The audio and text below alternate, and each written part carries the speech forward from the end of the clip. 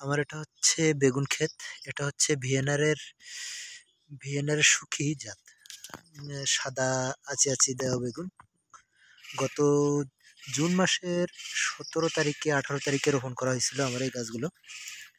এই বেডটার সাইজ আছে হচ্ছে আপনার প্রায় 3 ফুটের মতো, এবং আমার এই প্রত্যেকটা গাছ থেকে গাছের দূরত্ব হচ্ছে প্রায় 40 থেকে 42 ইঞ্চি, এবং এই গাছ থেকে এই গাছ থেকে এবং ওই গাছের দূরত্ব প্রায় 24 ইঞ্চি।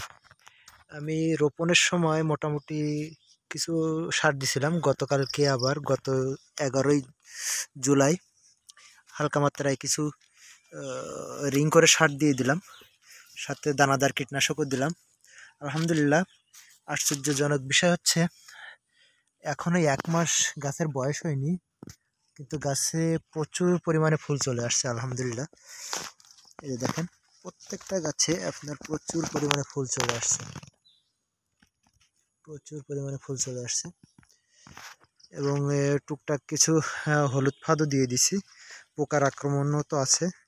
এবং সাথে পাশাপাশি আজকের প্রথমে স্প্রে দিয়েছিলাম আপনার ইমিডাক্লোপিড গ্রুপের ঔষধ, সাথে একটা ছত্রাকনাশকও ছিল।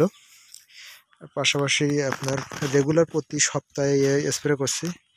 ড্রেনটা অবশ্যই একটু পরিষ্কার করার দরকার ছিল, কিন্তু ড্রেনটা অতিরিক্ত বৃষ্টির জন্য পরিষ্কার করতে পারতেছি না ড্রেনটা। পাশাপাশি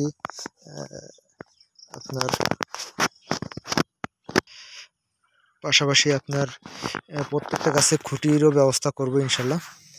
হ্যাঁ, দোয়া করবেন যেন সফল হতে পারি। পাশাপাশি সুপরামর্শ থাকলে অবশ্যই প্রত্যেকে আমার সুপরামর্শ আশা করছি। আসসালামু আলাইকুম।